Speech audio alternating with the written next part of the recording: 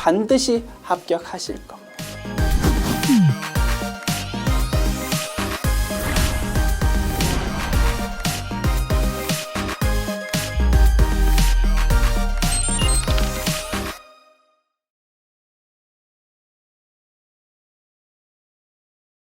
안녕하세요. 전산세무 2급 제99회 기출문제 실기편 보겠습니다. 회사 이름 주식회사 물레전자입니다. 출발합시다. 문제 1번 일반전표 입력 문제입니다.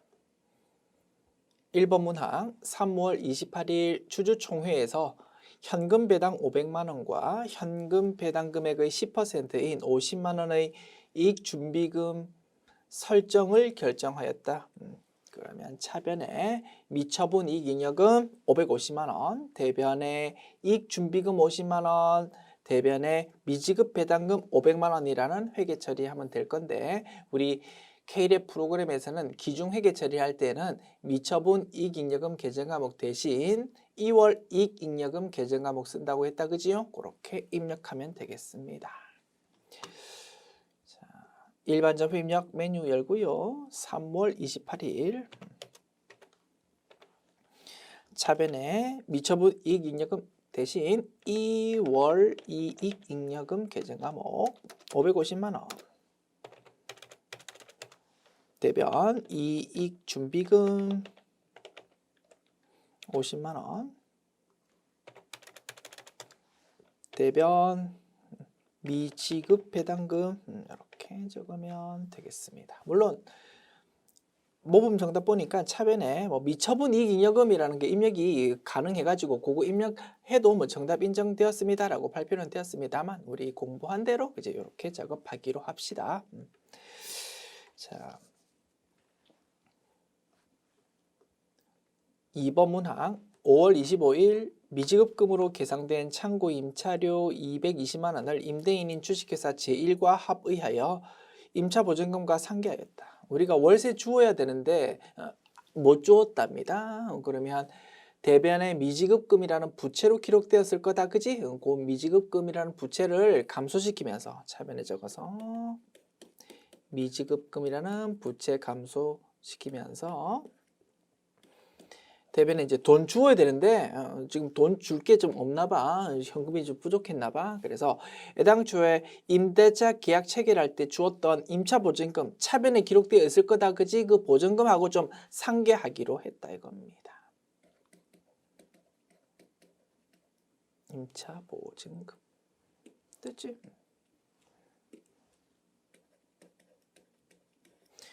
거래요소 결합관계로 보면 차변의 미지급금 부채의 감소, 대변의 임차보증금 자산의 감소 이렇게 분석됩니다. 그지요? 입력합시다. 5월 25일 차변에 미지급금이라는 부채 감소 거래처는요 주식회사 제1입니다. 금액은 220만원 대변 임차보증금이라는 자산의 감소입니다. 거래처 주식회사 제1 이렇게 하면 입력 완료. 3번 문항 6월 15일 거래처인 주식회사 신화의 파산으로 외상매출금 3,400만원의 회수 불가능이 확정되었다. 장부를 조회하여 처리하십시오. 대손 확정 붕괴다. 그지요? 대변에 외상매출금이라는 자산의 감소 적습니다. 돈 떼었다. 그지? 3,400만원 차변에 대손충당금 적고 부족하면 대손상각비라는 비용으로 처리한다고 했습니다. 대손 확정 붕괴 대손충당금이 얼마인지 문제에서 제시한 거가 아니고 조회를 한번 해서 확인하십시오라고 출제했습니다. 됐습니까? 6월 15일자 합계 잔액시산표 메뉴 열어서 외상매출금에 대한 대손충당금이 얼마 있는지 일단 확인해야 되겠습니다. 자, 메뉴입니다. 합계 잔액시산표 6월 15일입니다. 6월 15일 자, 외상 매출금에 대해서 대손출납금이 잔액이 900만 원이다, 그지? 더블 클릭하면 상세 내용도 볼 수 있습니다. 작년도로부터 넘어온 900만 원이 그대로 남아 있는 겁니다. 오케이, 확인했습니다. 900만 원이라는 대손출납금부터 써먹자. 그래서 3,400만 원에서 900만 원 써먹고 부족한 거는 얼마입니까? 그러면 3, 4 빼기 9 하면 25다, 그지? 2,500만 원이라는 대손상각비를 인식하는 겁니다. 됐습니다. 분석 끝났고 입력할게요. 6월 15일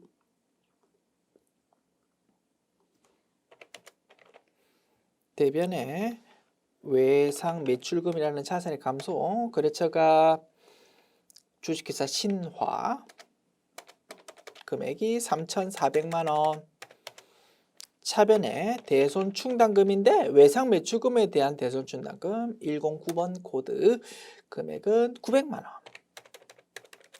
그리고 나머지를 차변에 대손 상각비라는 800번대 코드의 판관비에 해당하는 비용의 증가로 회계 처리합니다. 4번 문항 11월 11일 주식회사 태양산업으로부터 구매한 상품을 제조부서의 소모품으로 모두 사용했다. 해당 상품의 구매가는 90만 원, 판매가는 120만 원이고 비용으로 처리한다. 우리가 상품을 구입했습니다. 상품을 싸게 구입해서 이제 비싸게 팔아먹을 거다, 그지? 그 상품을 매출원가가 아닌 이유로 사용했다 이겁니다. 차변에 소모품으로 썼대. 그리고 그거를 비용 계정으로 처리한답니다. 소모품 B라는 비용의 증가로 처리한다. 코드 번호는 제조보서와 관련해서 쓴 거니까 500번대 코드의 비용으로 처리한다 이겁니다. 대변에 상품이라는 자산의 감소 기록합니다. 재고자산이 매출원가 아닌 이유로 감소하니까 이거 타겟형 대체다, 그지? 그래서 적요 8번을 꼭 적어주자 이겁니다. 그래야 이 내용을 반영해서 프로그램이 나중에 매출원가를 정확하게 계산할 수 있을 거다. 자, 금액은요. 구매가 90만 원이 장부에 기록되어 있을 거다, 그지? 판매가는 뭡니까? 이 상품을 외부에 시장에 팔아먹었을 때 받을 수 있는 돈입니다. 지금 팔아먹었습니까? 안 팔아먹었습니까? 안 팔아먹었다, 그지? 그래서 장부 회계 처리할 때는 90만 원 구매가 요걸로 회계 처리한다 이겁니다. 장부에 90만 원으로 지금 기록되어 있으니까 그거를 대변에 적어서 자산 감소, 그거를 차변의 소모품비로 회계 처리하는 거다. 됐지요? 자, 입력합니다. 11월 11일 대변부터 기록할까? 대변의 상품이라는 재고자산을 감소시킨다. 저기 8번 꼭 적어주자. 타겟형 대체. 금액 90만 원. 차변은 소모품 B라는 비용의 증가고 코드 번호 500번대 코드이다. 됐습니다. 입력 완료. 5번 문항 11월 30일 당사는 한 주당 액면가액 5,000원의 주식 1,000주를 한 주당 8,000원에 발행하고 신주 발행비 35,000원을 제외한 대금을 보통예금 계좌로 송금받았다. 자, 주식 발행하는 거다, 그지? 대변의 자본금이라는 자본의 증가, 차변에 돈 들어오는 거 적습니다. 자, 돈이 보통예금으로 돈 들어왔습니다. 자, 자본금 계증 과목은 철저하게 액면금액으로 회계 처리한다, 그지? 5,000원 곱하기 1,000주 500만 원입니다. 얼마에 발행했습니까? 액면금액 5,000원짜리를 한 주당 8,000원에 할증 발행했다 이겁니다. 1,000주 곱하기 8,000원, 800만 원만큼 돈 들어옵니다. 그래서 할증 발행한 거고 차액금액 300만 원을 주식 발행 초과금으로 자본잉여금에 해당하는 주식 발행 초과금으로 회계 처리하면 된다 이겁니다. 여기서 이제 변수를 한 개 끼워 넣었다, 그지? 신주 발행비. 주식 발행하는 과정에서 짜잘하게 돈이 좀 지출되었다 이겁니다. 35,000원. 그러다 보니까 돈이 보통 예금 800만 원 들어왔다가 그게 다시 35,000원만큼 다시 빠져나갔다 이겁니다. 그러면 순액으로 보면 얼마 들어왔다고요? 800만 원에서 35,000원 빠진 7965000만큼 보통예금 들어왔다 이겁니다. 그지? 보통예금 800만 원 들어왔다가 보통예금 35,000원 빠져나갔다라고 생각하면 됩니다. 이렇게 들어왔어. 그러다 보니까 신주 발행비가 생기면 발행 금액이 이제 작아지는 결과가 나타난다, 그지? 그러다 보니까 애당초 예상했던 주식 발행 초과금 300만 원이었는데 여기에 좀 작아진다 이겁니다. 얼마만큼? 35,000원만큼. 그러면 300만 원에서 45,000원 빼면 2965000 됩니다. 이게 결과값이 되는 것입니다. 됐죠? 이렇게 분석했고요. 입력합니다. 11월 30일.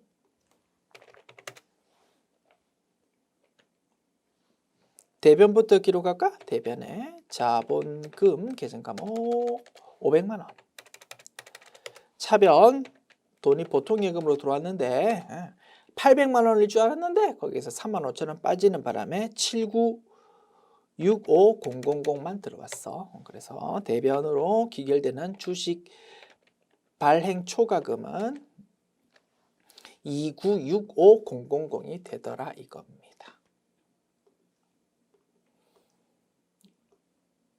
자, 일반 전표 입력 메뉴 문제 풀어보았고요. 메뉴 닫습니다. 문제 2번 메인 매출 전표 입력 메뉴 문제입니다. 메뉴 열까요? 메인 매출 전표 입력 메뉴 엽니다.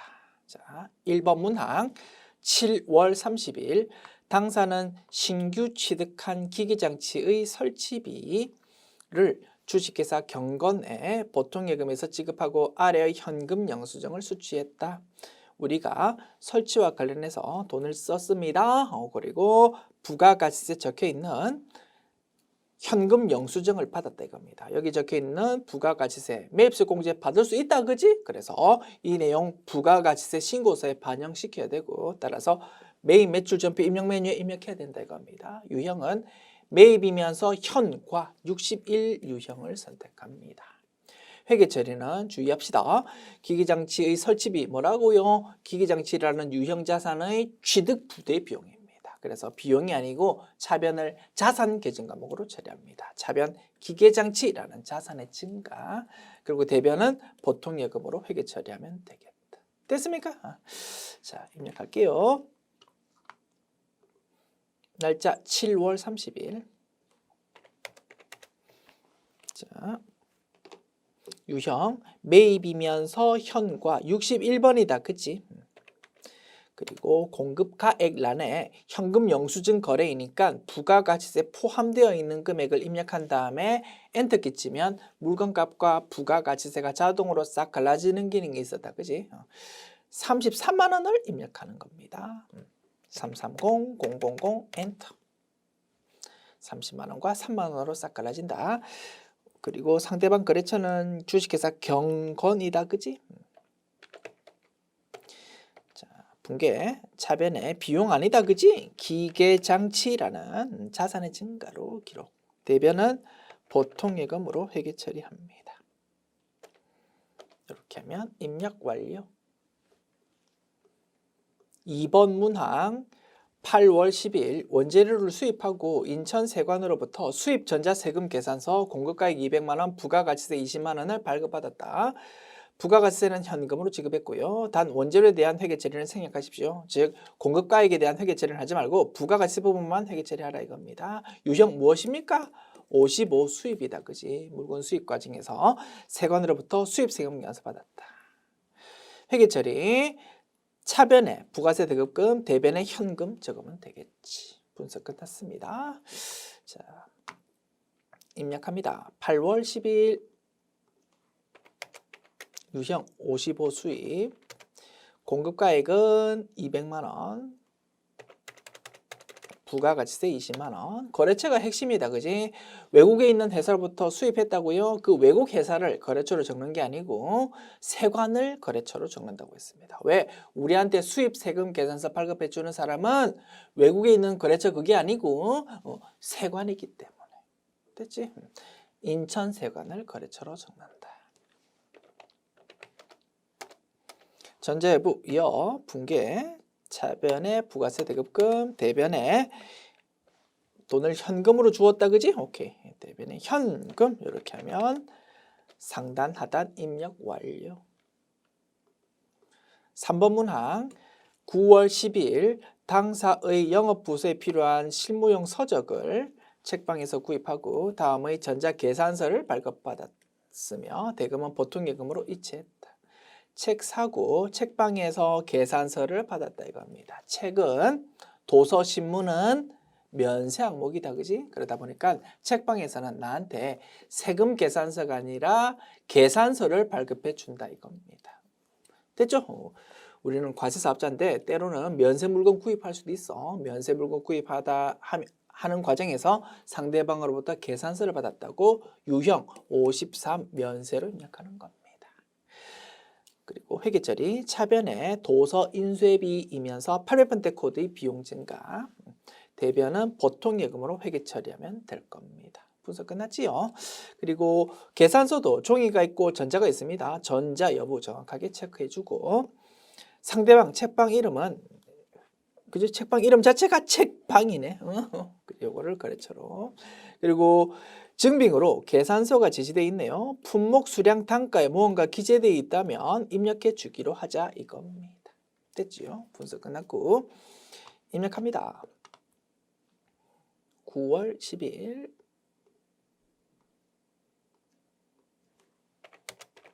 자, 53 면세. 자, 품목란에 영업실무서 적습니다. 수량 2, 단가 11만 원. 이렇게 하면 22만 원이 자동으로 딱 표시된다, 그지? 그 다음에 거래처는 서점 이름이 그냥 책방이네. 그 다음에 전자여부 여 정확하게 체크해주고 차변에 도서 인쇄비인데 800번대 코드의 비용 증가. 그 다음 대변은요 보통예금으로 회계 처리하면 될 겁니다. 입력 완료. 4번 문항 9월 13일 구매 확인서를 통해서 주식회사 내영상사에 제품 3,500만 원을 공급하고 영세율 전자세금 계산서를 발급했다. 12영세가 유형이다. 그지? 대금은 전액 외상으로 했답니다. 회계처리, 대변의 제품 매출, 차변의 외상 매출금 기록하면 될 겁니다. 그리고 매출이 영세율 적용될 때에는 영세율 구분을 적어준다. 그지? 영세율 구분은 내국신용장 구매 확인서에 의한 재화 공급을 선택해주면 되겠네요. 분석 끝났습니다. 입력합니다. 9월 13일 유형 12영세. 자, 공급가액은 3,500만 원. 그리고 거래처는 주식회사 내영상사 전자여부 여 영세율 구분은 3번 내국신용장 구매 확인서에 의해서 공급하는 재화. 분계 대변의 제품 매출 맞고요. 차변의 외상 매출금 기록하면 되겠습니다. 5번 문항 9월 22일 제주 공장에서 사용하고 있는 화물 트럭의 타이어를 구입하고 대금은 법인카드인 시민카드로 결제했다. 자, 타이어 구입하고 타이어 파는 가게에서 부가가치세 적혀 있는 신용카드 매출연표를 받았습니다. 부가가치세 매입수 공제 받아 먹을 수 있다, 그지? 따라서 부가가치세 신고서에 반영시켜야 되고 따라서 매입 매출전표 입력 메뉴 입력합니다. 유형은 매입이면서 카과 57을 유형으로 입력한다. 회계처리는요 타이어 수리해서 타이어 바꿔 끼웠습니다. 그러면 비용으로 처리하면 되겠다, 그죠? 조금 더 문제가 자료가 완벽하려면 요거는 유형자산에 대한 자본적 지출이 아니고 수익적 지출입니다 라고 명시를 해주면 조금 더 확실하겠지만 그런 명시가 없다 하더라도 충분히 판단은 할 수 있을 겁니다. 타이어 바꿔 끼웠다고 이거는 자산이 아니고 비용으로 처리할 수 있는 수익적 지출이겠구나 라고 판단할 수 있다 이겁니다. 됐습니까? 그래서 차변에 차량 유지비라는 비용의 증가로 회계 처리하면 되겠고요. 코드 번호는 500번대 코드로 회계 처리하면 되겠습니다. 대변은요. 신용카드 결제라는 말은 외상 거래를 의미한다. 그지? 대변에 미지급금이라는 계정과목 쓰면 되고 거래처만 좀 주의하면 되겠다. 그죠? 신용카드로 결제하면 돈을 상대방 가게에 타이어 가게에 신용카드사가 돈 미리 주니까 우리는 돈을 카드사로 주면 된다 이겁니다. 신용카드사인 시민카드를 거래처를 입력하는 거다. 됐지요? 분석 끝났고 입력합니다. 9월 20일 유형 57카과 공급가액이 자 신용카드 매출연표 거래니까 공급가액란에 부가가치세 포함되어 있는 16만 5천 원을 입력한 다음에 엔터키 치면 물건값 15만 원, 부가가치세 15,000원으로 싹 갈라진다 그지? 오케이. 상단부에 있는 거래처는 타이어 가게를 적어주면 된다 그지? 무슨 타이어 가게입니까? 삼진 타이어라는 가게입니다. 자, 신용카드사는 시민카드입니다. 자, 분계 차변에 차량 유지비라는 비용이 증가이면서 500번대 코드로 회계 처리한다. 대변에 미지급금으로 회계 처리한다 그지? 비용이 증가인데 거래처를 주의하자 그지? 시민카드로 고쳐주는 겁니다. 됐습니다. 상단 하단 입력 완료. 57카과의 경우 입력할 때의 유의사항 상단부랑 하단부 거래처가 서로 다르고 중간에 신용카드사를 적어 주어야 되겠다. 됐습니다. 그리고 너무나 당연한 사실이지만 다시 한번 개념 잡읍시다. 차 수리했다고? 비영업용 소형 승용차 관련 지출 아닙니까? 라고 질문하면 안 됩니다. 비영업용 소형 승용차 의미는 무엇입니까? 비영업용은 크게 신경 쓸 필요 없어. 우리 회사는 승용차로 먹고 사는 택시회사, 승용차 판매회사 이런 거 아니야. 그러면 우리 회사 이름으로 가지고 있는 차는 전부 다 비영업용이야. 소형 승용차 범위 8인승 이하 차이면서 배기량 1000cc 이하 경차는 매수공제 받을 수 있으니까 배기량은 1000cc 초과하는 거. 즉 8인승 이하 앤드 배기량 1000cc 초과 그것이 비영업용 소형 승용차다 이겁니다. 지금 보는 거는 그런 거 따질 이유가 없어. 승용차 아니야. 트럭이라고 트럭. 트럭은 비영업용 소형 승용차 아니고 당연히 매입세 공제 받아 먹을 수 있는 차다 이겁니다. 아시겠죠? 너무나 당연한 개념인데 가끔 질문하는 분이 있는 것 같아서 다시 한번 잔소리해 보았습니다. 됐습니다. 자, 분석 끝나고 다음 문항으로 넘어갑니다. 자, 메인 매출 전표 입력 메뉴 문제 다 풀어보았네요. 메뉴 닫고 자, 문제 3번 부가가치세 신고 문제 봅니다. 1번 문항 다음 자료와 유의사항을 토대로 2기 확정 신고 기간의 부동산 임대 공급가액 명세서 및 부가가치세 신고서를 작성하십시오. 됐습니까? 자, 메뉴입니다. 부동산 임대 공급가액 명세서 부가가치 모듈 선택한 다음에 부동산 임대 공급가액 명세서 메뉴 클릭합니다. 자, 기간 2기 확정 10월부터 12월이다 그지? 자, 하나씩 입력하면 되겠네. 자, 지상 1층 101호 혼맥잔치라는 곳에 우리 건물을 좀 빌려주었다 이겁니다. 용도는 점포고 면적은 이렇다 적어줍니다. 자, 거래처 뭐라고 이름이 어렵더라. 뭐라고?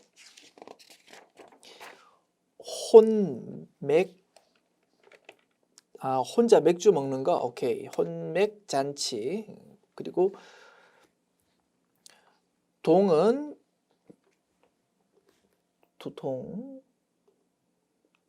동은 언급이 없다 그지? 넘어가고요. 층은 지상 1층. 1층 적으면 되겠죠. 그 다음에 호수는 101호 150 1호.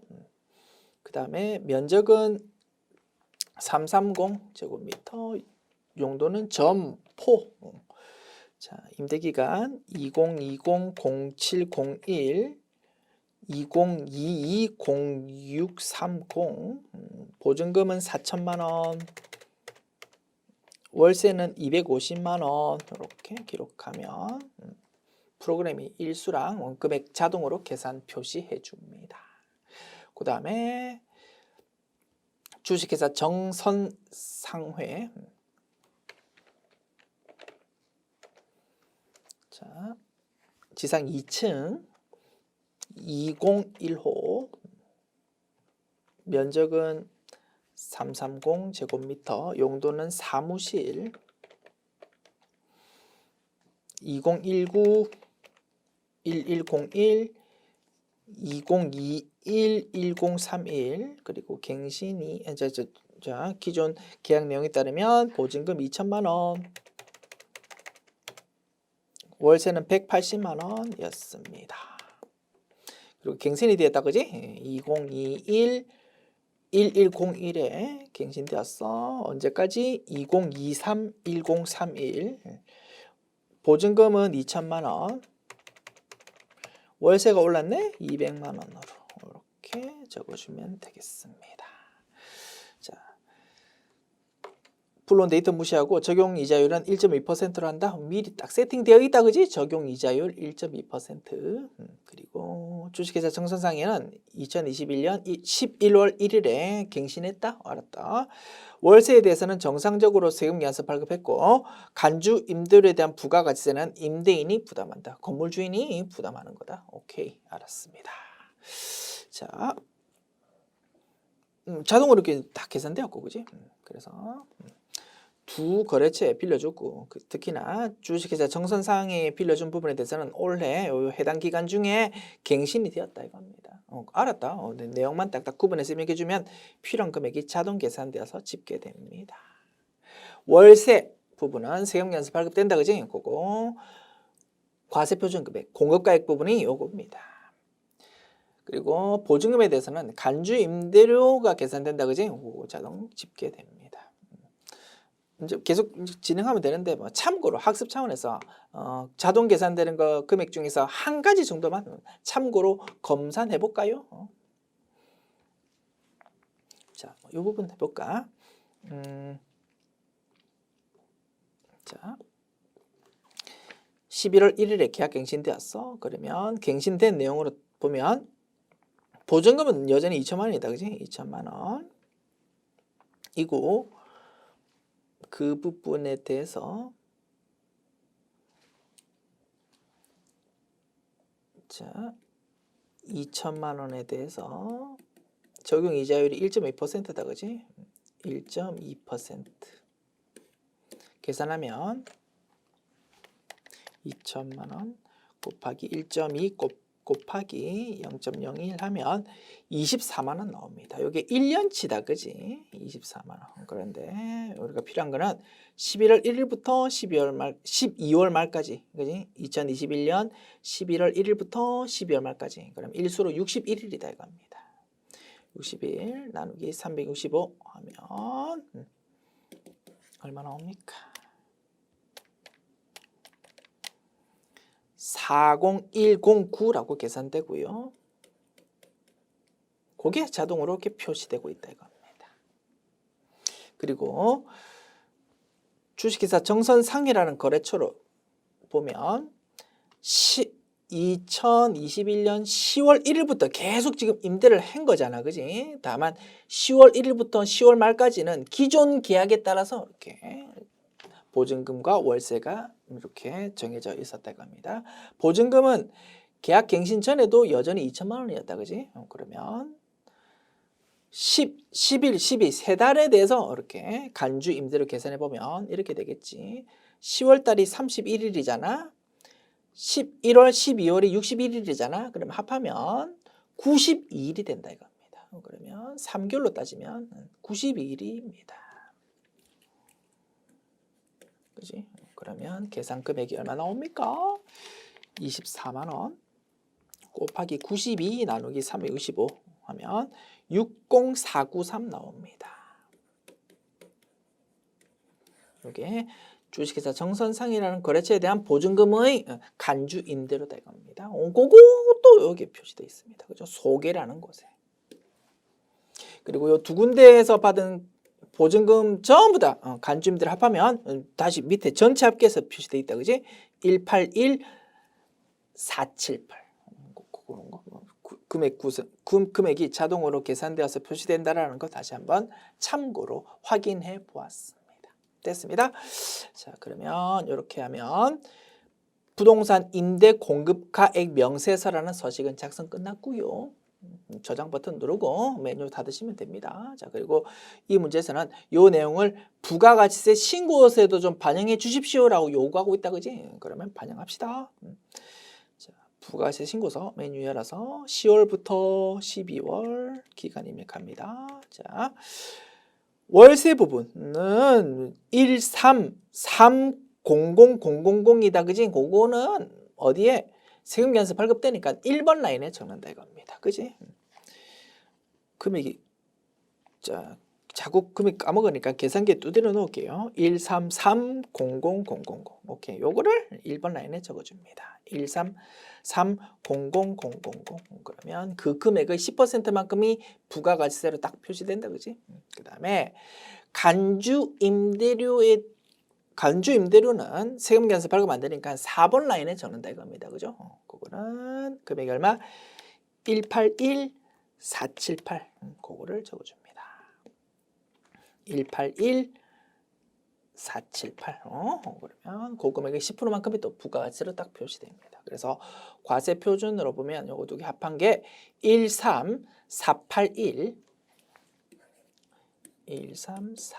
13481,478이 되더라 이겁니다. 그게 부동산 임대 공급가액 명세서의 결론값으로 딱 표시가 되어 있는 거다.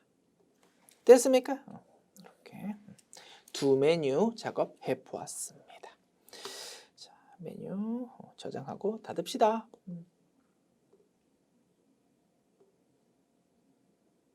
저장할까요? 예, 클릭. 오케이. 2번 문항 봅시다.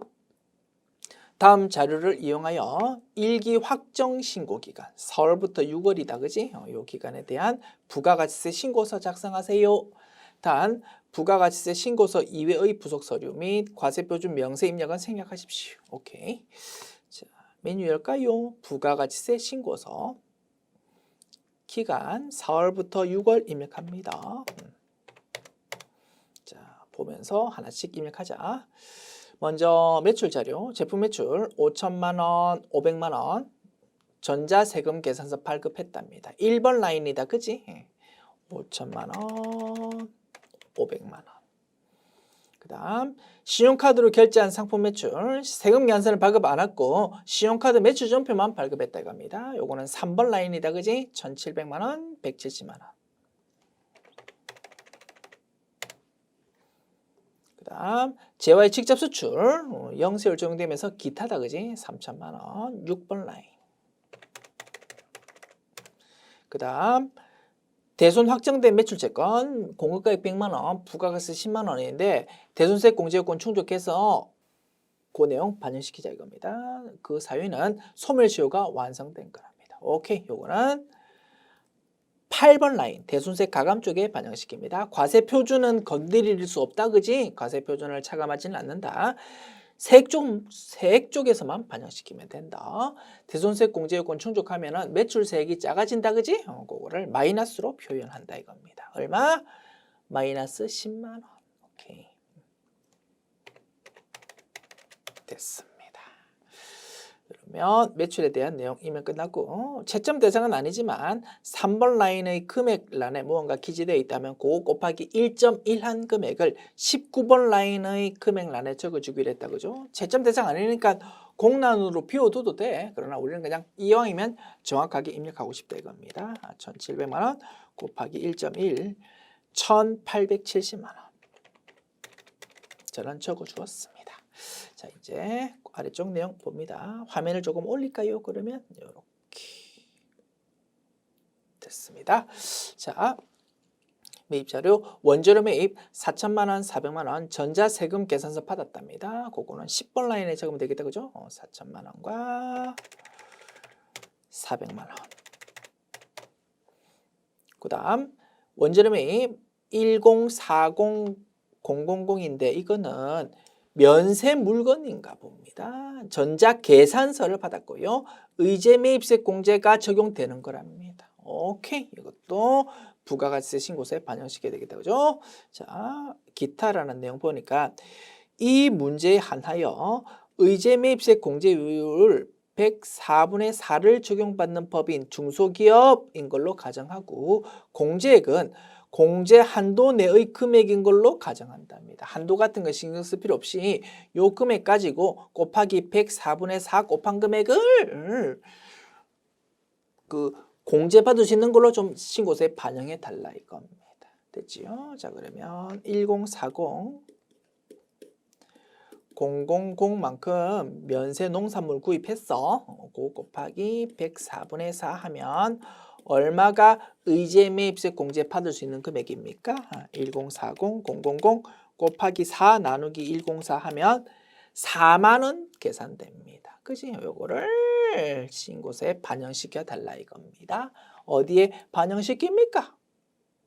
자, 그 밖의 공제매입세 14번 라인에 반영을 해야 되고 그 14번에 반영해야 되는 상세 내용은 오른쪽에 기재된다. 그지? 오른쪽에서 의제매입세액이라는 43번 라인에 그 내용을 기재한다 이겁니다. 금액이라는 라인에는 얼마를 1040000을 적어주고요. 세액 쪽에는 이제 의제매입세 공제 받는 금액을 적는 겁니다. 4만 원 이렇게 적어주면 되겠다. 됐습니까? 자, 그다음 그럼 이제 요 금액이 그지? 자동으로 왼쪽으로 딱 끌려온다 이겁니다. 그다음 됐습니다. 요 의제매입세 공제까지 적어 입력했고 그다음 내용 법인카드로 구입한 소모품 매입 50만 원, 5만 원 세금 계산서는 받지 않았는데 매입세 공제 요건 충족한답니다. 그럼 이것도 부가가치세 신고서에 반영시켜야 되겠다. 그지? 요거 어디 반영시킵니까? 조금 전에 보았던 14번 라인 그 밖의 공제 매입세 요쪽에 반영시킬 겁니다. 상세 내용 오른쪽에 적는다. 그지? 어디다 썼습니까? 신용카드 매출 전표 받은 것 중에서 매입세 공제 받는 거라고? 그러면 그거는 신용카드 매출 수령 금액 합계표라고 돼 있는 여기다가 반영시키는 겁니다. 고정자산 매입인지 일반 매입인지 구분해야 됩니다. 소모품 구입이니까 일반 매입이다. 그지? 41번 라인에다가 그 내용을 적으면 되겠다 이겁니다. 자, 50만 원, 5만 원 적어줍니다. 됐지요? 그 다음 재무팀 업무용 승용차 구입이랍니다. 5인승 1500cc. 자, 금액 1700만 원, 170만 원인데 전자세금 계산서를 받았답니다. 우리가 승용차 구입하면서 부가가치세 적혀있는 세금 계산서 받았습니다. 거기 적혀있는 부가가치세 매입세 공제 받을 수 있다 없다? 없다 이겁니다. 왜? 비영업용 소형 승용차니까. 확인해 봅니다. 5인승 8인승 이하 맞다. 그지? 100이랑 1500cc 100이랑 1000cc 이하의 경차 아니다. 그지? 100이랑 1000cc 초과합니다. 오케이. 비영업용 소형 승용차에 해당하니까 매입세 공제 받을 수 없는 거다 이겁니다. 매입세 공제 받을 수 없지만 세금 계산서를 받았기 때문에 반드시 신고서에 반영시켜 주어야 된다. 그지? 그래서 두 군데에 입력을 해야 된다 이겁니다. 먼저 일단 세금 계산서 받았으니까 10번 라인 또는 11번 라인에 적어야 됩니다. 자, 승용차 감가상각할 수 있는 자산이니까 고정자산 매입 쪽에 적는 거다. 그지? 금액 적습니다. 얼마를? 세금 계산서 적혀 있는 금액을 1,700만 원과 170만 원. 그렇죠? 일단 여기 적은 다음에 다시 이 내용이 16번 라인에 반영되도록 작업해야 된다 이겁니다. 그 1,700만 원, 170만 원 적혀 있는 세금 계산서 받았지만 매입세 공제는 받을 수 없어. 그러니까 그거를 다시 50번 라인에 적어야 된다 이겁니다. 그래서 결론적으로 매입세 공제 받을 수 있는 금액은 없다 이겁니다. 170만 원이라고 적혀 있는 세금 계산서 받았지만 이 부분 부가가치세 매입세 공제 받을 수 없기 때문에 16번 라인에 다시 거기에 표시가 되는 것이다. 그래서 매입세 공제 받을 수 있는 거는 0이 되는 거다. 됐지요? 자, 그다음 상품 매입 300만 원, 30만 원. 이 부분은 예정신고 누락분이랍니다. 예정신고 기간 때 우리가 세금계산서 받았거든요. 그런데 예정신고서에 깜빡 누락이 되어서 확정신고서에 반영시키고 싶다 이겁니다. 공급 시기에 종이 세금계산서를 정상적으로 수취했답니다. 됐죠? 세금계산서 받았는데 그게 예정신고서에 누락되었으니까 이거를 확정신고서에 반영시킨다. 자, 매입 중에서 예정신고 누락분 12번 라인에 반영시킨다, 그지? 그리고 12번에 적히는 상세 내용은 오른쪽에 표시된다, 그죠? 세금계산서 받은 거니까 여기 38번 라인에 적습니다. 300만 원과 30만 원. 그리고 가산세는 있다 없다? 없다 이겁니다. 예정신고 때 매입조건제 받을 수 있는 거를 깜빡 누락했다. 그 말은 예정신고 때 큰 금액을 매입조건제 받을 수 있는 게 누락되었으니까 큰 금액을 신고 납부했다 이겁니다. 신고 납부 금액이 정상적으로 신고했을 때보다 작다면 가산세가 있을 수 있지만 오히려 크게 신고 납부했을 때는 가산세가 없다 이거지. 그지? 그래서 가산세는 신경 쓸 필요가 없겠구나라고 판단할 수 있습니다. 오케이. 자, 그러면 이제 요 상품 매입 종이 세금계산서 받은 것까지 반영했고요. 이제 아래쪽 내용 읽으면서 추가 작업해야 되는 거 있는지 확인합시다. 부가가치세 신고는 홈택스에서 직접 신고했다. 우리 회사가 직접 홈택스에 접속해가지고 우리가 직접 전자신고한다고 그러면 전자신고세액공제 10,000원 받아 먹을 수 있습니다. 단 예정신고 때는 안 되고 확정신고 때만 가능하다. 그지? 지금 하고 있는 것이 확정신고 맞습니다. 오케이. 10,000원이라는 전자신고세액공제 적용받을 수 있다가 결론입니다. 자, 전자신고세액공제 적어줍시다. 그 밖의 경감공제세액 중에서 전자신고세액공제 54번 라인이 있다, 그지? 여기다가 10,000원 적어주자. 그 다음 전자세금 계산서 발급과 정송은 정상적으로 이루어졌다. 가산세 같은 거는 신경 쓰지 마라 라는 의미고요. 그 다음 내용은 이미 작업했고 세부담 최소화를 가정한다. 매입소공제 받을 수 있는 것, 세금 깎아주는 규정 이런 거 있으면 전부 다 누락하지 말고 적어주자라는 의미였습니다. 오케이, 그러면 모든 작업 끝났습니다. 자, 작업 열심히 하고 나면 이렇게 입력이 되고요. 맨 아래쪽 결론값만 확인해 볼까? 맨 아래쪽 27번 라인에 표시되는 금액이 220만 원 이렇게 표시가 되고 있네요. 오케이. 입력해 보았고요. 메뉴 닫습니다. 저장할까요? 예.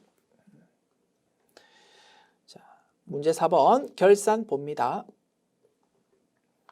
1번 문항 단기 중에 취득하여 기말 현재 보유 중인 단기 매매 증권의 내역은 다음과 같다. 기말 단기 매매 증권의 평가는 기업회계 기준에 따라 처리하기로 한다. 단타 목적으로 유가증권을 구입했습니다. 주식 샀습니다. 단기 매매 증권 계정 과목으로 장부에 기록한다 이겁니다. 5,000주 한 주당 2,000원에 구입했어. 그런데 기말의 주가가 한 주당 2,500원으로 올랐어. 그러면 한 주당 얼마씩 이익 본 겁니까? 500원씩 이익 보았습니다. 500원 곱하기 5,000주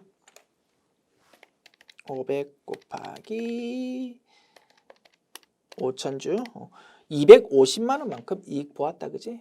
그래서 차변에 단기 매매 증권 250만 원 자산의 증가, 대변에 단기 매매 증권 평가 이익 수익의 증가 250만 원 기록하면 될 겁니다. 됐지요? 입력합니다. 수동 결산이네. 회계관리 모듈 일반 전표 입력 메뉴 열어서 12월 31일로 입력합니다. 차변에 단기 매매 증권이라는 자산의 증가 2500000 대변에 단기 매매 증권 평가 이익이라는 수익의 증가 250만 원. 2번 문항 사무실의 화재보험 계약기간이 올해 8월 1일부터 내년 7월 말까지랍니다. 요거를 계약하고 1년치 보험료 150만 원을 일시에 전액 지급했고요. 이를 선급 비용이라는 자산으로 회계 처리했다. 단 월할 계산할 것이라고 되어 있습니다. 자, 정확한 회계 처리는 무엇이었을까요? 자, 대변에 보험료를 현금으로 주었다고 가정할까요? 현금 150만 원. 차변에 자 12달치가 150만 원입니다. 그러면 한 달에 얼마입니까? 150만 원 나누기 12달 하면 한 달에 12만 5천 원이다. 그지? 자, 올해 해당하는 게 몇 달입니까? 8, 9, 10, 11, 12, 5달이다. 그지? 62만 5천 원은 올해 비용으로 보험료 그리고 나머지 7개월이다. 그지? 내년 1월부터 내년 7월 말까지 87만 5천 원은 내년 보험료를 올해 미리 준 거니까 선급 비용이라는 자산으로 기록해야 된다 이겁니다. 이게 정확한 장부에 반영되어야 되는 회계처리입니다. 최종 재무제표는 요 내용으로 반영되어야 된다 이겁니다. 그런데 회사는 8월 1일 기중에 자, 대변의 현금 150만 원은 잘 회계 처리했습니다. 그런데 차변을 요걸 전부 다 선급 비용이라는 자산으로 회계 처리했다 이겁니다. 우리는 항상 정확한 결론값만 딱 머리에 쥐고 있으면 된다고 했습니다. 기중에 요 150만 원을 전부 다 비용 계정 과목으로 처리할 수도 있고 자산으로 처리할 수도 있어. 문제가 어떻게 출제될지는 몰라. 그렇다 하더라도 절대로 당황할 필요 없어. 우리는 정확한 결론값으로만 달려가면 된다 이겁니다. 자, 이 문제는 150만 원을 전부 자산으로 처리했다고 지금 출제돼서 그러면 12월 31일 어떻게 하면 됩니까? 결론값으로 지금 달려가야 돼. 선급 비용이라는 자산이 너무 크잖아. 그지? 그래서 대변에 자산 감소를 적어준다 이겁니다. 얼마만큼을? 62만 5천 원만큼을. 그러면 150만 원 빼기 62만 5천 원 하면 87만 5천 원만 딱 남을 거 아닙니까? 그죠? 그리고 차변은 뭘로? 보험료라는 비용의 증가로 처리하면 될 겁니다. 너무나 잘 알고 계시는 개념이겠지만 워낙 자주 출제되는 거라 다시 한번 복습해 보았습니다. 자, 이 문제의 기말수정 분계 열심히 분석했고요. 자, 요 결론값만 남겨두고 위에 있는 내용은 전부 지워버립시다. 자, 입력하면 되겠다. 그죠? 수동결산으로.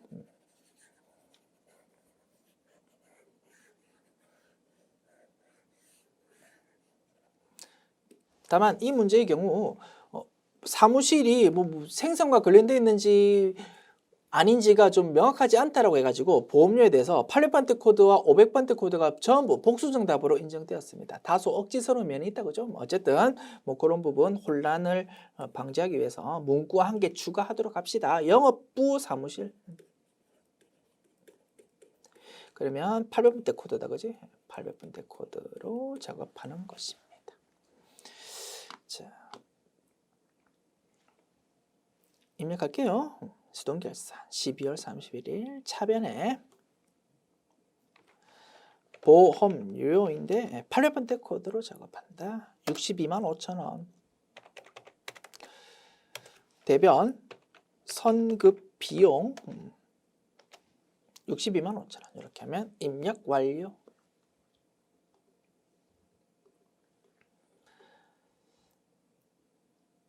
(3번) 문항 단기 중 현금 시제가 부족하여 현금 과부족으로 처리했던 22만 5천 원을 결산일에 확인한 결과 내용은 다음과 같았다. 단 기중에 인식된 현금 과부족은 적절히 회계 처리되었다고 가정하고 관련 회계 처리 날짜는 결산일로 해서 하나의 점표를 입력하십시오 라고 되어 있습니다. 자, 기중에 금고에 있는 현금이랑 장부에 있는 현금이랑 계속 맞춰보는데 현금 시제가 부족했답니다. 금고에 있는 현금이 갑자기 작아졌다 이겁니다. 그래서 기중에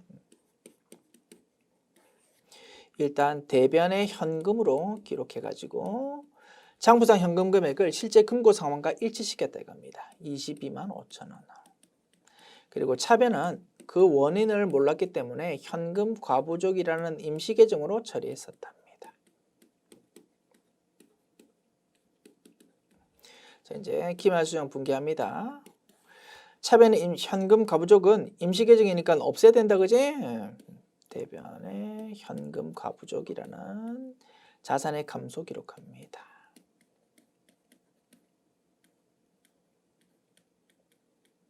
이제 차변에 이제 정확한 내용 파악해서 하나씩 제대로 된 계정 과목으로 입력해야 됩니다. 영업부 거래처 과장님 결혼 축의금 보냈답니다. 접대비다, 그지?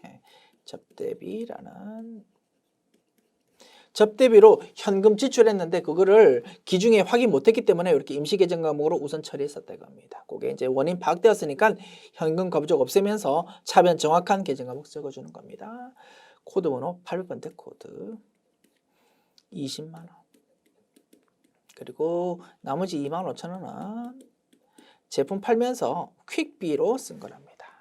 판관비에 해당하는 운반비라는 계정으로 처리하죠. 됐죠? 이렇게 12월 31일 분계 분석했고요. 문제에서 판매부서 서류 배송비라고 이렇게 나와가지고 좀 계정 과목을 뭘로 써야 되는지 좀 혼란스러운 면이 생긴 것 같습니다. 자, 여러분 불필요한 혼란 있을 필요 없다, 그죠? 요거 문구 수정 부탁드립니다. 판매부서의 서류 배송비 하면 운반비 써야 될 것 같기도 하고 수수료 비용 같은 거 써도 될 것 같기도 하고 막 그지 뭐 갑자기 혼란스럽다 이겁니다. 그런 거 신경 쓰지 말자. 이거 문구 수정합니다. 자, 제품 판매 관련 배송비 이렇게 문구 수정 부탁드립니다. 제품 판매 관련 퀵비. 제품 판매 관련 배송비, 퀵비. 그거는 뭐 우리 고민할 여지 없다, 그지? 운반비라는 계정 과목 쓴다 이겁니다. 됐죠? 자, 열심히 분석했고 그러면 요 내용은 이제 입력하는 겁니다. 낙수 좀 지우고 결론값만 남겨두고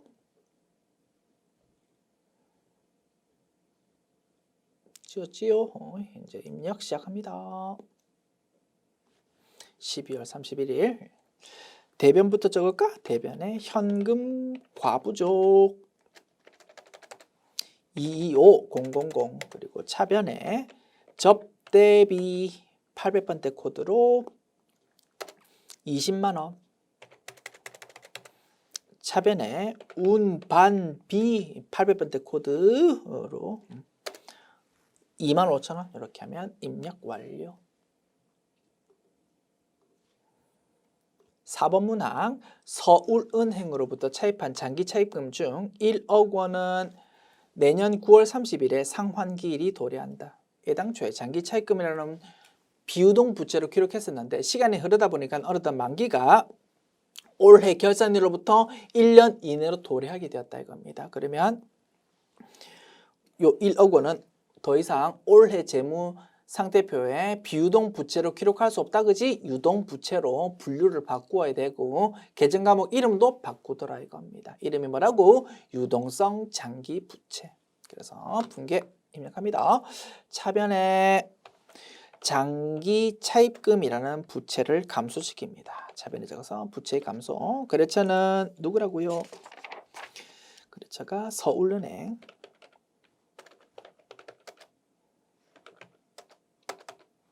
자, 금액이 100000000 그리고 대변에 새로운 이름의 부채를 증가시킨다, 그지? 대변에 유동성 장기 부채. 거래처는 서울은행. 이렇게 하면 입력 완료. 1억 원이라는 금액에 대해서 부채의 이름을 바꾸는 작업이다 이겁니다.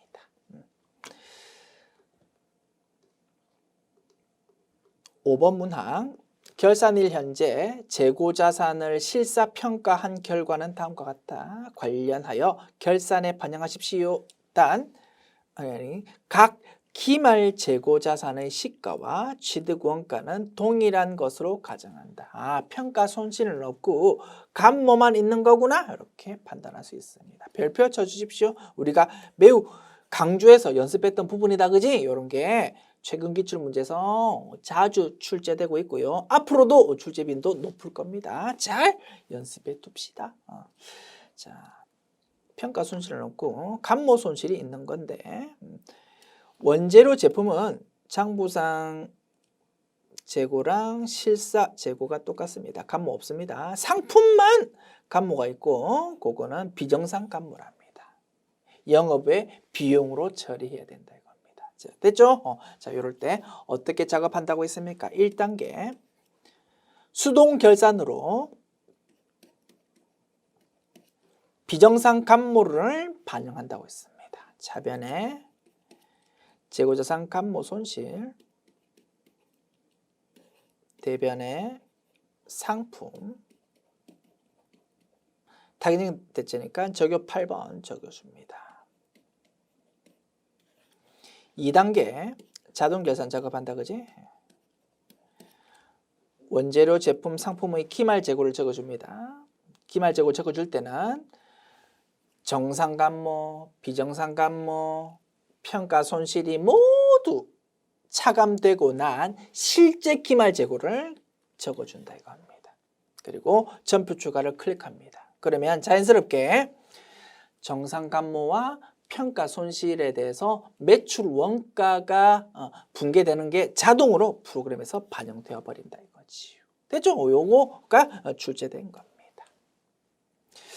자, 그러면 어떻게 작업해야 될까? 자, 비정상 감모 금액을 계산해 볼까? 몇 개가 감모되었습니까? 950 빼기 880 하면 70개가 감모되었다 그지? 그게 전부 비정상 감모랍니다. 70개 곱하기 1,500원 하면 105000 계산됩니다. 105000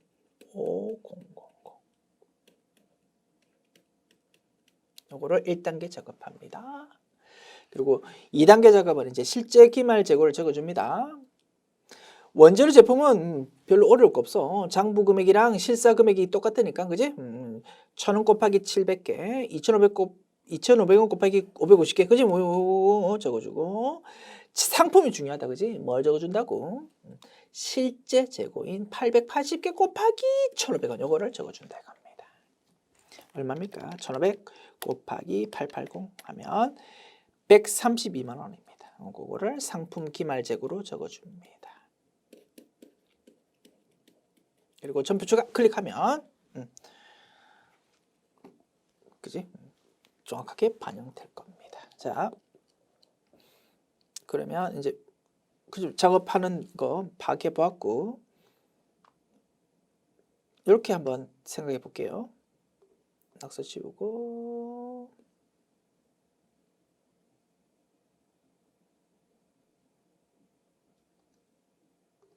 자, 상품의 경우만 좀 생각해 보자. 장부 금액이 얼마입니까? 그러면 1,500원 곱하기 950개. 142만 5천 원입니다. 실제 재고는 132만 원입니다. 그지? 자, 여기서 요 금액에서 요 금액으로 이제 달려갑니다. 얼마가 차이입니까?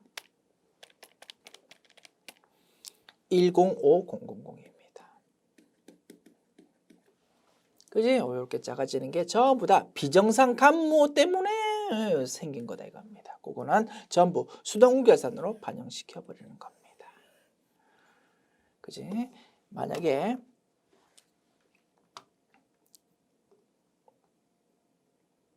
자, 정상 감모가 있고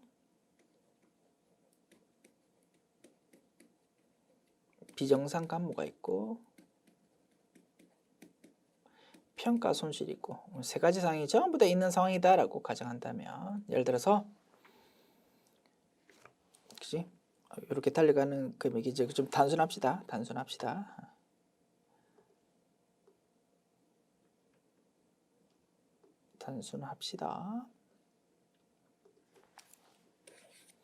자, 1,000원이 장부상 재고고 정상 감모가 100, 비정상 감모가 100, 평가 손실이 100이라서 결국 실제 재고는 1,000에서 300 뺀 700이다라고 가정한다 이겁니다. 이런 상황도 출제될 수 있잖아, 그지? 그때는 어떻게 해야 될지 다시 한번 복습해 봅니다. 1단계 비정상 감모에 대해서 수동계산으로 작업합니다.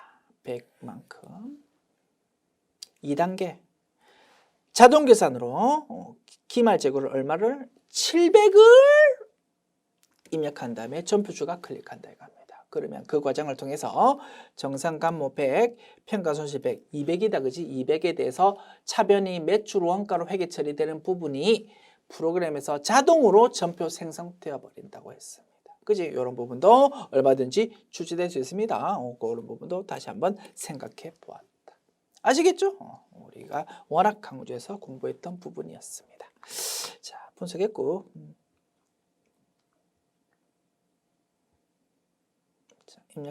입력 작업합니다. 그러면 오케이. 자, 1단계 수동 계산으로 요거 입력해야 되겠다. 그지? 차변에 재고 자산 감모 손실이라는 900번대 코드의 영업의 비용 처리 얼마? 105000 입력 대변에 상품이라는 재고 자산의 감소인데 적요 8번을 꼭 적어주자. 됐습니다. 이게 1단계.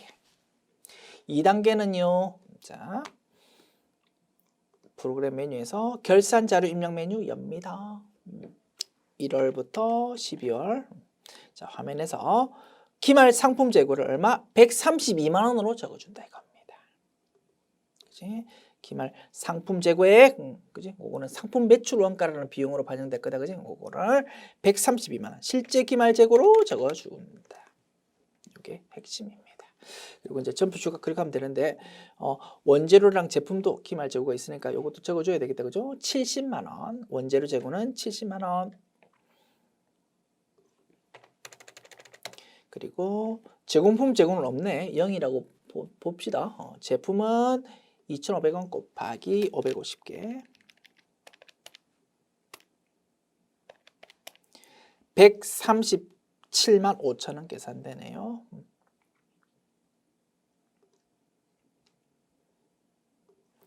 (1375,000) 오케이. 이렇게 해서 전표 추가 클릭하면 되겠습니다. 메뉴 닫고요. 문제 5번 원천징수 보겠습니다. 1번 문항 다음은 연구기관에서 근무하는 김기안 4번 1번의 급여 내용 및 관련 자료다.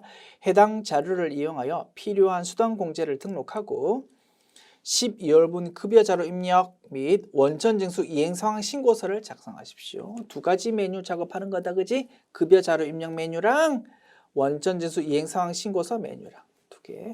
자, 메뉴입니다. 먼저 급여 자료 입력 메뉴, 원천징수 모듈, 그리고 급여 자료 입력 메뉴. 자, 12월 급여고요. 자, 지급일은 자, 다음 페이지에 나와 있습니다. 12월 30일이랍니다. 두 페이지 왔다 갔다 하면서 작업해야 되겠네. 오케이. 됐지요? 12월 30일. 자, 사원 이름이 김기안입니다. 김기안에 대해서 입력할 겁니다. 수당 공제 버튼 눌러서 비과세 표시 여부 체크합니다. 확인 버튼 누르면 과세는 검정색, 비과세는 파란색으로 표시됩니다. 오케이. 자, 기본급 350만 원. 자, 식대 나와 있는데요. 비과세 요건 충족하는지 확인합시다. 식대에 대해서 회사는 근로자에게 별도로 식사 또는 기타 음식물을 제공하지 않는다. 아, 비과세 요건 충족하구나. 그 다음 내용도 읽어버릴까요? 자가운전 보조금 직원 단독 명의의 차량을 소유하고 있고 그 차량을 업무 수행에 이용하고 있다. 또한 시내교통비를 별도로 지급하지 않고 있답니다. 결국 비과세 요건 충족한다 이 말이 있다, 그지? 그 다음에 당사는 연구기관 등 연구보조비의 법적 요건을 충족하며 연구보조비는 비과세 요건 충족하는 것이다. 오케이, 비과세에 해당한답니다. 그 다음 불러오는 데이터 무시하고 직접 작성하십시오. 그 다음에 수당공제 등록.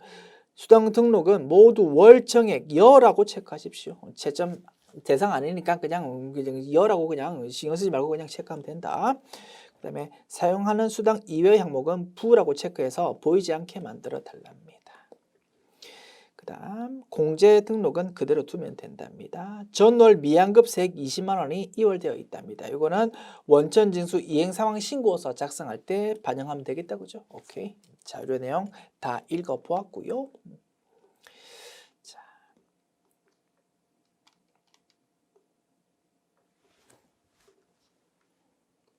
그러면 식대 비과세 쪽 파랑 색깔에다가 입력하면 되겠다, 그죠? 10만 원. 자가운전 보조금 파란색에다가 입력하면 되겠다, 그죠? 30만 원. 그 다음 연구기관 등 연구보조비 요거 비과세 요건 충족한다고 했다, 그지? 등록합시다.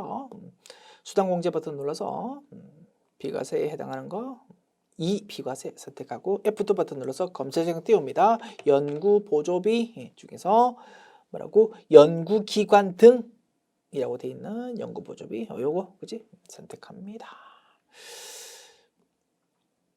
그 다음에 뭐 뒷부분은 자동으로 입력되는 거니까 신경 쓸 필요 없겠다, 그죠? 오케이. 뭐 월정액이 부정기라고 자동으로 딱 체크되는데 뭐 이거를 정기로 고치든 부정기로 그대로 놔두든 채점하고 관계없을 겁니다. 사실은 엄밀히 따지면 연구보조비 이거는 실비변산적 성격이기 때문에 부정기가 맞아.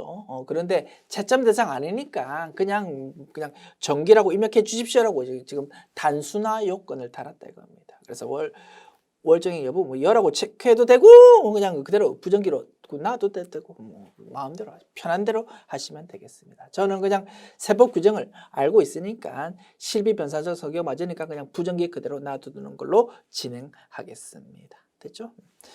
그다음에 확인 버튼 누릅니다. 그러면 파란 색깔로 연구기관 등 연구보조비가 딱 생성되었다, 그지? 여기다가 금액 입력합니다. 20만 원. 됐습니다. 그러면 급여 항목에 대해서는 입력이 끝났고 그러면 사용 안 하는 거는 부라고 체크하라고 했습니다. 사용 안 하는 거 부라고 체크합시다. 사용 여부, 상여 부, 직책수당은 입력을 잠깐만 이 직책수당은 금액이 있었다, 그지? 오케이, 요거는 그대로 놔두고 월차수당 요거는 자 월차수당 이거는 부, 그 다음에 야간근로수당하고 부 이렇게 체크하고 확인 버튼 누르면 그지? 직책수당이 금액이 입력이 빠졌네, 그지? 직책수당 60만 원 입력합시다. 오케이, 그지? 직책수당 60만 원 됐습니다. 이렇게 하면 이제 모든 입력 작업 끝났고요. 과세 금액은 420만 원, 비과세는 50만 원으로 집계됩니다. 비과세 50만 원 확인해 볼까? 식대 10만 원, 자가운전 보조금 한도가 20만 원이잖아. 그리고 연구보조비 한도가 20만 원이거든요. 세법에서. 그리고 그 한도는 수당공제라는 보조청에서도 확인할 수 있습니다. 연구보조비의 세법에서 정하는 한도는 월 20만 원입니다라고 이렇게 확인할 수 있습니다. 자가운전 보조금도 한도가 월 20만 원이잖아, 그지? 그래서 30만 원 입력했다고? 그러면 한도 20만 원까지만 비과세로 집계, 한도 초과하는 10만 원은 과세로 집계된다 이겁니다. 그래서 10만 원, 20만 원, 20만 원 해서 토탈 50만 원이 비과세로 집계되어서 표시됩니다. 이렇게 하면 정답. 이렇게 집계되면 정답 인정. 그리고 비과세는 다시 제출 비과세와 미제출 비과세로 나눠집니다. 50만 원이라는 비과세는 제출은 20만 원이고 미제출은 30만 원이다 이겁니다. 우리 잠시 후에 원천징수 이행상황 신고서 메뉴 열어볼 거다, 그지? 거기에 총 지급액이 자동으로 끌려오는데 그 금액은 얼마일 것 같습니까? 과세 금액 420만 원에서 비과세 중에서 제출 비과세 20만 원 합해진 440만 원이 될 거다 이겁니다.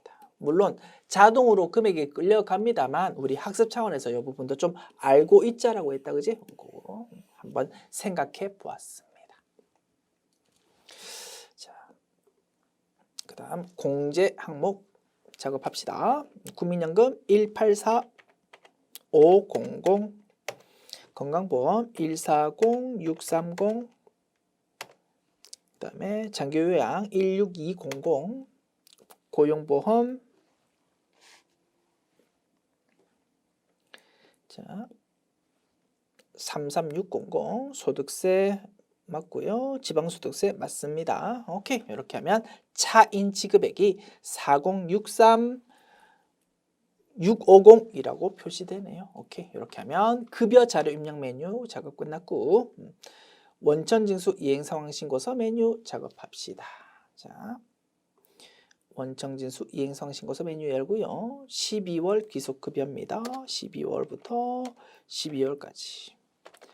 지급도 12월부터 12월 정기신고 이렇게 하면 싹 끌려오고 우리 확인했듯이 한번 계산해 보았듯이 총 지급액란에는 440만 원이 끌려온다 이겁니다. 그리고 소득세 등이라는 란은 지방소득세는 끌려오는 거 아니야. 소득세만 끌려온다 이겁니다. 237660 확인해 볼까? 237660 요거 됐습니다.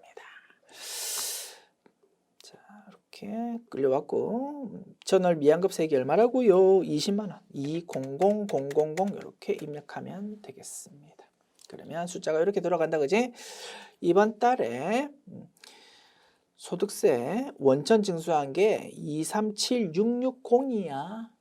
그런데 전월로부터 미환급 세액이 20만 원 넘어왔기 때문에 올해 실제로 납부하는 금액은 237,660에서 20만 원 뺀 37,660만 납부하면 돼 라는 걸로 숫자가 흘러간다 이겁니다.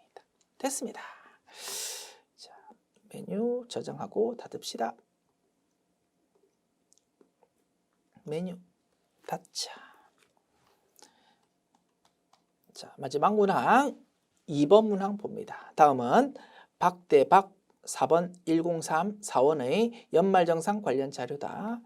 아래의 자료와 유의 사항을 토대로 연말정산 추가자료 입력 메뉴의 부양가족 탭을 수정하여 완성하고 월세 주택 임차 탭과 연말정산 입력 탭을 입력하십시오 라고 되어 있습니다. 요구사항이 조금 명확하지 않은 것 같아서 문장 보완할게요. 공제대상 지출액이 쭉 나와 있을 겁니다. 그죠? 그 공제대상 지출액을 부양가족 탭에다가 입력해야 되는지 연말정산 입력 탭에다가 입력해야 되는지가 조금 명확하지 않다 이겁니다. 문구로 보아서는 연말정산 입력 탭에 입력하는 건 맞는 걸로 판단되는데 조금 더 명확하게 했으면 좋겠습니다. 요구사항을. 그래서 우리 교재 수록할 때는 이렇게 좀 문구 보완하겠습니다. 자, 우리 교재 수록할 때는 요거 부양가족 탭을 수정하여 완성하고라고 되어 있는데 요거를 부양가족 탭에 인적공제 및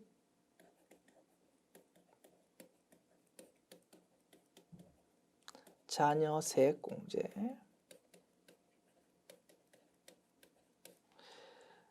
여부를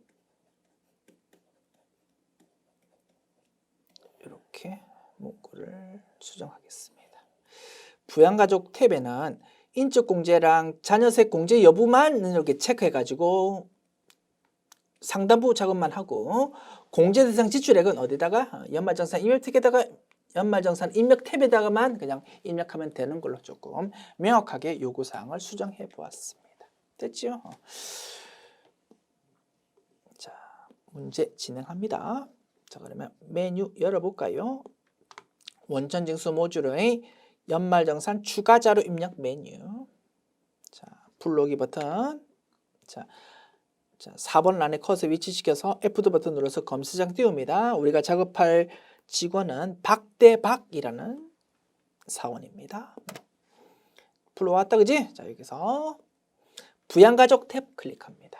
자, 그리고 하단부는 신경 쓸 필요 없어. 상단부에 있는 내용에 대해서 기본공제 대상인지 추가 공제 되는 거 있는지 자녀세 공제가 되는지 그것만 좀 체크하자 이겁니다. 자, 박대박 본인입니다. 자, 박대박 본인 36세 무주택 세대주고요. 총급여 5,500만 원이랍니다.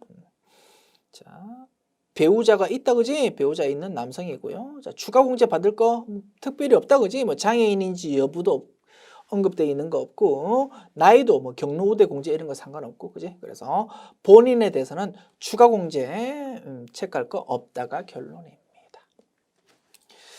자, 그다음 박정우 아버지입니다. 62세 복권 당첨금 200만 원 있습니다. 복권 당첨금은 기타 소득이면서 반드시 분리과세 되는 거다 그지? 그래서 분리과세 되는 거는 소득금의 요건 판단할 때는 전혀 신경 쓸 필요가 없다 이겁니다. 따라서 아버지는 소득금의 요건 충족하는 거고 나 요건도 충족한다 그지? 그래서 기본공제 대상자가 맞다가 결론입니다. 그래서 박정우 아버지에 대해서는 기본 공제란을 60세 이상 이렇게 선택하면 되겠습니다. 자, 62세니까 경로우대 공제는 해당 없다 그지? 그래서 기본 공제만 적용됩니다. 그다음 김유진 어머니 62세 장애인 복지법에 따른 장애인입니다. 오케이. 그리고 총급여 500만 원이랍니다. 자, 근로소득만 있다라고 가정해 볼까? 그죠? 다른 내용이 언급되어 있지 않으니까 다른 소득에 대해서 언급되어 있지 않으니까 근로소득만 있구나라고 판단할 수 있을 것 같습니다. 그죠? 근로소득만 있고 총급여가 딱 500만 원이라고 그러면 총급여 500만 원까지는 소득금의 요건 충족한다라고 본다고 했습니다. 그래서 이 어머니는 소득금의 요건은 충족한다 이겁니다. 그리고 장애인이라면 나이 요건을 굳이 따질 필요 없다 그지? 그런데 나이도 62세니까 나이 요건도 충족하는 거야. 게다가 장애인이니까 나이 요건은 아예 따지지 않아도 된다 이겁니다. 소득금의 요건만 따지면 되는데 총급여가 딱 500만 원이니까 소득금의 요건 충족한다. 따라서 기본 공제 대상자가 맞고 장애인 공제도 적용받을 수 있다가 결론입니다. 됐죠? 자, 김유진 어머니 60세 이상 체크해도 되고 또는 장애인 체크해도 됩니다. 됐습니다. 자, 그리고 장애인 여부 여기에 1번 장애인 복지법이라는 거 선택해 주면 되겠습니다. 됐지요? 이렇게 하면 어머니에 대한 작업 끝났고 그 다음 서지혜 배우자에 대해서 판단합니다. 39세 일용근로소득 700만 원. 일용근로소득은 분리과세 되므로 소득금의 요건 판단할 때는 신경 쓸 필요 없다 그지? 소득금의 요건 충족한다 이겁니다. 그리고 배우자는 나이 따질 필요 없다 그지? 그래서 서지혜 기본공제 대상자가 맞다가 결론입니다. 배우자 선택합니다. 그 다음에 박하나. 자, 박하나. 처남 서민호부터 판단할까요? 서민호 처남 27세 대학원생이고 소득 없답니다. 소득 금액 요건은 충족하지만 나이 요건을 충족하지 못한다 그지? 그래서 기본공제 대상자가 아니다가 결론입니다. 그래서 처남 6번 서민호 요거는 부라고 그대로 놔두면 되겠습니다. 그 다음 박하나 자녀 14세고요. 중학생이고 소득 없습니다. 소득금의 요건, 나이 요건 모두 충족하니까 기본공제 대상자가 맞다 그지? 예, 박하나 기본공제 대상자 20세 이하 체크하면 됩니다. 그리고 기본공제 대상자인 자녀이면서 7세 이상이니까 자녀 세공제가 자동으로 동그라미 표시됩니다. 오케이. 그 다음 박하연 5세 미취학 아동인데요. 사업소득 금액이 200만 원 있네요. 어디 너무 예쁘게 생겨가지고 어디 모델로 활동하는 모양이다. 그지? 그래서 200만 원 사업소득 금액이 있습니다. 그러면 소득금의 요건 충족할 수 없다. 그지? 그래서 나 요건 충족하지만 소득금의 요건 충족 못하니까 기본공제 대상자가 아니다가 결론입니다. 그래서 부라고 그대로 놔두어야 될 겁니다. 박하연 부 됐습니다. 이렇게 하면 제시되어 있는 본인, 배우자, 부양가족에 대한 기본공제, 추가공제, 자녀세공제 여부에 대한 체크 작업이 완료되었습니다. 됐지요? 자, 그 다음 자료 2 봅니다. 이제 공제 대상 지출액이 나와 있습니다. 연말정산 관련 자료, 구세정 자료를 가져간다. 자, 보험료에 대해서 언급되어 있네요. 자, 아버지에 대한 보험료, 보장성 보험료 80만 원. 피보험자 박정우 아버지고요. 계약자 박대박. 계약자와 피보험자 모두 기본공제 대상자가 맞다, 그지? 그러면 요거 공제받을 수 있습니다. 그리고 어머니에 대해서, 어머니는 장애인이었어. 어머니에 대해서 장애인 전용 보장성 보험료라는 거를 100만 원 납부한답니다. 그럼 요거는 별도의 또 공제가 있더라, 그지? 요거 가능합니다. 그래서 일반 보장성 보험에 80만 원, 장애인 전용 보장성 보험료에 100만 원 적으면 되겠습니다. 적읍시다. 자, 공제 대상 지출액은 연말정산 임액탭에 작업하기로 했다, 그지? 자, 확대 버튼 누릅니다. 화면 오른쪽에 보장성 보험의 일반에다가 80만 원, 장애인에다가 장애인이라는 란에다가 100만 원 적어줍니다. 됐습니다. 그 다음 화면 좀 올립니다. 의료비, 어머니에 대해서 어머니 장애인이어서 보청기 구입비 100만 원, 간병비 70만 원 들었습니다. 간병비는 공제될 수 없다, 그지? 보청기 구입비 100만 원은 가능할 겁니다. 의료비 공제 쪽에 장애인에 대한 의료비로 100만 원 적어줍니다. 자, 의료비 더블 클릭하고요. 여기서 장애인, 그지? 여기다가 100만 원 적어줍니다. 그 다음 배우자에 대해서 질병치료비 300만 원 들었는데 미국에서 치료했답니다. 외국에서 치료하는 거는 공제 안 된다, 그지? 원정 출산 뭐 이런 거 떠올리자고 했습니다. 그래서 의료비는 외국에서 지출하면 공제 안 돼. 그래서 이거는 300만 원 제시되어 있지만 입력할 거는 없다가 결론이다. 그리고 실손 의료보험금 수령액은 없답니다. 오케이. 교육비 봅니다. 자, 본인 대학원 교육비 1,100만 원 공제된다, 그지? 본인은 대학원비도 된다고 했습니다. 자, 교육비 더블 클릭해서 본인에 대한 거 1,100만 원 적어줍니다. 11000000 확인 버튼. 그 다음 처남에 대해서 대학원 교육비 900만 원 들었습니다. 처남. 자, 교육비의 경우에는 나요건 따지지 않고 소득금의 요건만 따지면 된다고 했습니다. 처남은 소득이 없었어. 처남 소득이 없었어. 그래서 마치 되는 것처럼 착각할 수 있겠지만 주의합시다. 대학생, 그지? 대학교 등록금이라면 가능하지만 이거 대학원이랍니다. 아이고, 대학원이라서 안 된다가 결론입니다. 대학원의 경우에는 본인만 되더라 이겁니다. 그지? 그래서 이거 안 된다가 결론. 입력할 거 없습니다. 그 다음에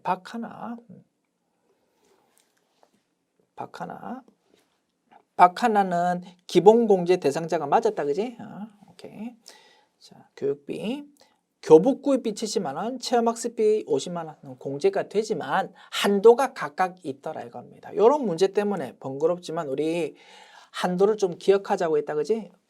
교복구입비는 얼마? 한도가 1인당 50만 원. 체험학습비는 한도가 30만 원이었습니다. 그래서 70만 원, 50만 원 제시되어 있지만 120만 원 입력하면 안 돼. 얼마? 50만 원, 30만 원 합한 80만 원을 입력하자 이겁니다. 그리고 교육비 한도는 인별로 계산되니까 금액을 인별로 다 집계해서 입력한다, 그지? 그래서 50만 원과 30만 원 합한 80만 원을 입력하자 이겁니다. 박하나는 중학생이라고 했다, 그지? 그지? 상단부에. 그지? 박하나는 중학생이라고 했습니다. 중학교. 그러면 중학생에다가 80만 원 적어주자.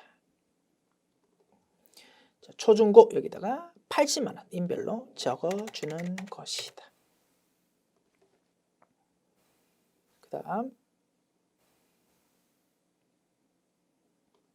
박하연 자녀 미취학 아동이었는데 소득금의 요건을 충족 못했다, 그지? 그지? 자, 교육비에 따질 때는 나이 요건은 충족하지 않아도 돼. 나이의 제한은 받지 않아. 그런데 소득금의 요건은 충족해야 된다 이겁니다. 그런데 이 자녀 박하연은 소득금의 요건 충족 못하기 때문에 영어 학원비 있다고 요거 입력할 수가 없다가 결론입니다. 그지? 미취학 아동의 경우에는 학원비도 공제받을 수 있다, 그지? 그런데 소득금의 요건을 충족 못하기 때문에 결국 요건은 공제받을 수 없다가 결론입니다. 됐죠? 그 다음 어머니, 장애인 재활교육을 위해서 사회복지시설에 지급하는 특수교육비, 장애인 특수교육비 공제 가능하지. 300만 원 입력합시다. 자, 장애인 특수교육비라는 별도란이 있잖아, 그지? 여기다가 300만 원 입력합니다. 자, 그 다음 화면 올립니다. 본인이 정치자금 기부금 냈습니다. 15만 원 입력합시다. 10만 원과 5만 원 이렇게 나누어서 기부금에 대해서 정치자금 기부금 10만 원, 5만 원 이렇게 적어준다. 그 다음 처남이 사립대학교 연구비 50만 원을 기부했답니다. 처남 나의 요건은 충족할 수 없고 소득금의 요건은 충족하더라, 그지? 자, 기부금 따질 때는 뭐라고? 나의 요건 따지지 않고 소득금의 요건만 체크한다고 했습니다. 자, 이 처남 나의 요건 충족 못하는데 기부금 따질 때는 나의 요건 제한 받지 않으니까 오케이 공제 가능하다가 결론이다 이겁니다.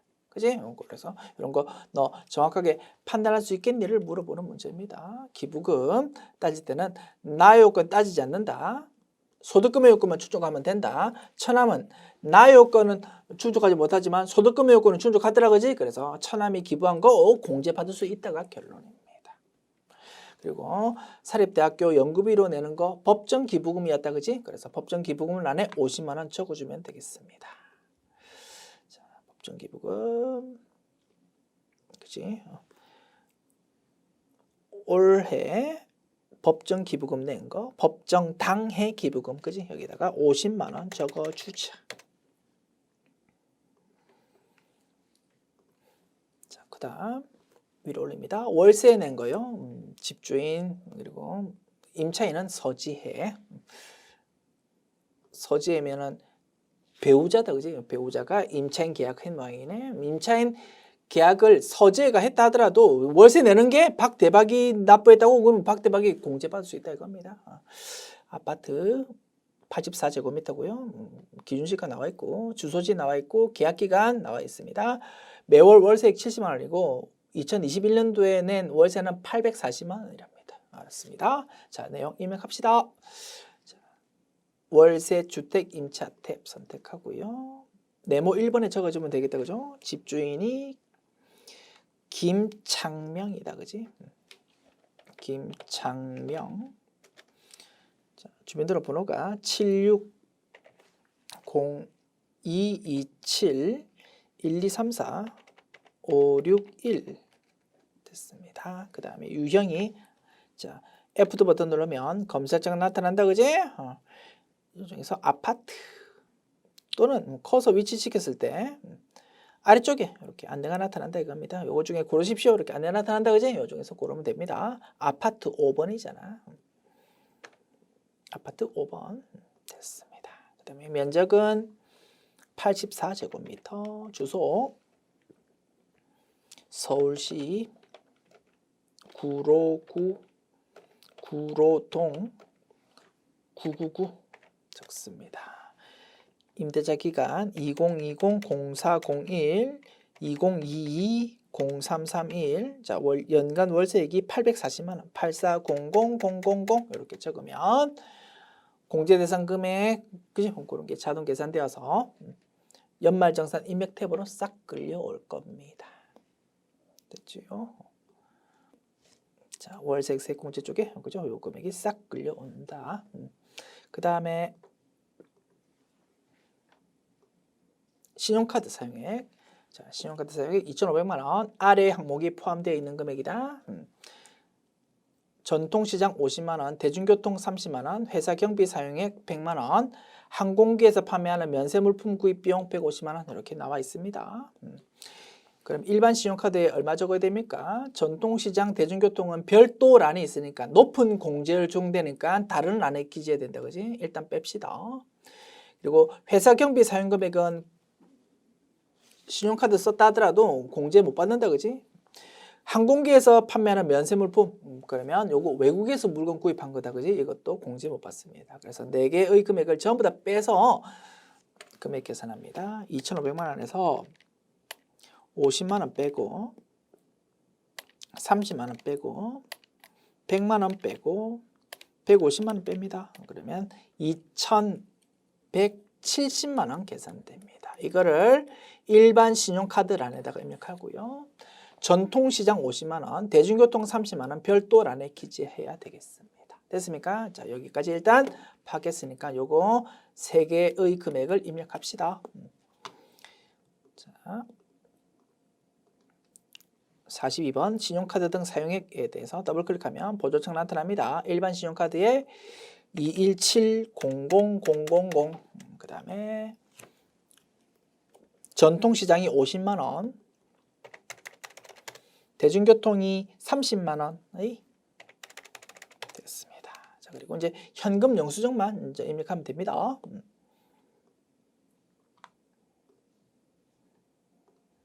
현금 영수증 자료가 좀 막 난잡하게 제시되어 있어가지고 뭐 인신증도 있고 막 그랬던 것 같아요. 자, 이 부분 우리 교재에서는 조금 이 부분 알아듣기 쉽게 조금 자료를 정비해가지고 수록하도록 하겠습니다. 자, 일단 아래 있는 내용 읽어볼게요. 위 신용카드 현금 영수증 사용액은 모두 본인이 지출한 거다. 유의사항 부양가족의 소득 세액 공제 내용 중에서 박대박이 공제받을 수 있는 내역은 모두 박대박이 공제받는 걸로 한다. 어이구 읽으나 마나 한 소리였네. 오케이. 자, 그래서 요 네모 표시한 요 현금 영수증 부분만 좀 자료 정리해 보겠습니다. 보증기 구입비 100만 원이랑 보장성 보험료 납부액 80만 원 두 개 합해서 180만 원이 현금 영수증 금액이랍니다.